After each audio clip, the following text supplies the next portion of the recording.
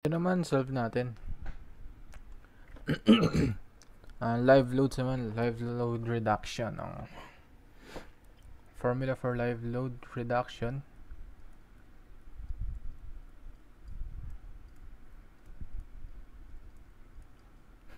L is equals to initial load, unreduced load, 0.25 plus 4.57 since naka SI units tayo. Over square root of KAL and tributary area. So, ito is yung unreduced load. So, kapag ginamit natin yung formula, kakalabas na niya is yung reduced load. Sabi dito, the office building is shown in the photo as interior columns that are spaced 6 meters apart in two perpendicular directions. Determine the reduced live load supported by special interior column located at ground level. At ground level. Yun nasabi, at ground level. The column only supports the floor above it. Ibig sabihin, ito yung ano natin. Sabi natin bahay. Ito yung roof. Di ba ang kulit? Itong roof na to, dito sinusupport ng column. So, disregard na natin yan. Yung support lang ng column is yung second floor. So, solve lang natin yung live load reduction sa second floor. And ayun lang yung sinusupport ng column. So, ayun lang magiging sagot natin. So, ang gagawin natin is kunin muna natin yung tributary area ng second floor. Ang tributary na area ng second floor is equals to, kung ito 6 meters, ang kalahati niyan is 3 meters. So, ito na ay magiging 6 meters. At rin, same lang din dyan. Kalahati na 6 meters. Kalahati. Tig 3 meters. So, pag pinag-plus mo is 6 meters. Ang magiging tributary area natin is just 6 times 6 meters equals to 36 square meter. And ang influence area multiplied by 4 is equals to 36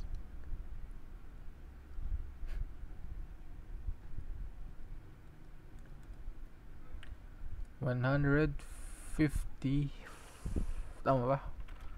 144 square meters. So, ito yung influence area. Ito ang influence area. Ito yun, ah.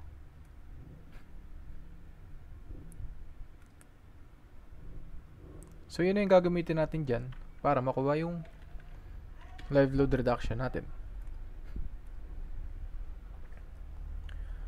For office, ang minimum live load ng office is, sabi dito, offices, minimum live load is 2.4 kilonewton per square meter.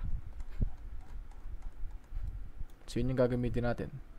Ang minimum live load, L is equals to 2.4 kilonewton per square meter.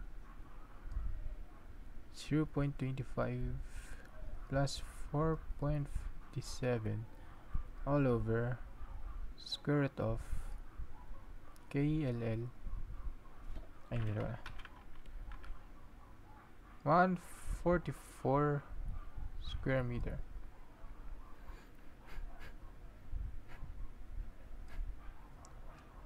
Yan.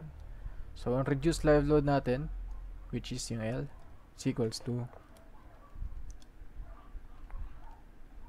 ewan ko, rinig yung aso eh. Pero ako rinig ko eh. square root of 144.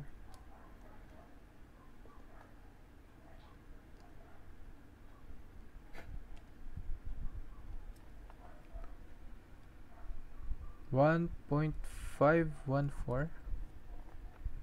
kilonewton per square meter.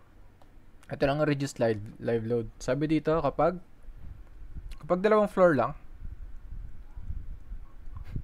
ang reduced live load kailangan is not less than, so kailangan greater than 50% of unreduced live load.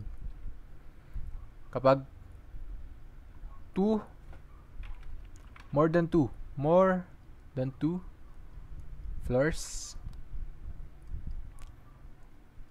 ang reduced live load kailangan hindi bumaba sa 40% ng unreduced live load. Nasa NSCP yan. Ayan nasabi sa NSCP ang provision. So ito naman, kung makikita naman natin, 1.514, obviously mas malaki siya sa 50% ng 2.4. 1.514 is greater than 1.2. Okay? So, okay tayo dyan. Yan. Since okay na tayo dun, proceed na tayo sa first ng value ng P natin. Ito yung column. Sabihin natin ito yung column.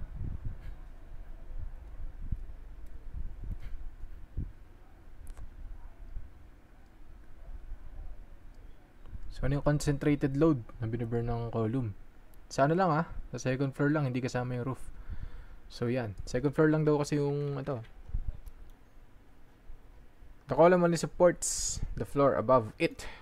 So, yun. So, yan na. So, hanapin natin yung tributary area.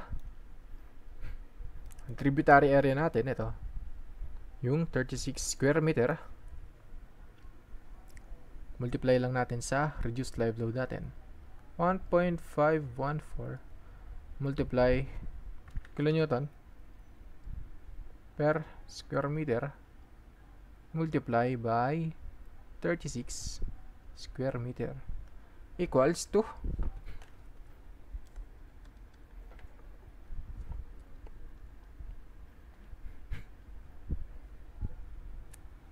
54.504 kilo Newton. So, ito na.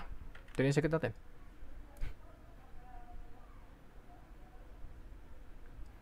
Ito naman ang reduced live load.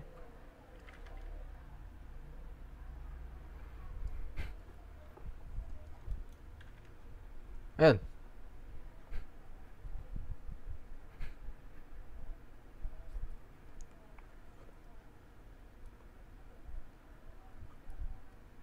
And thank you.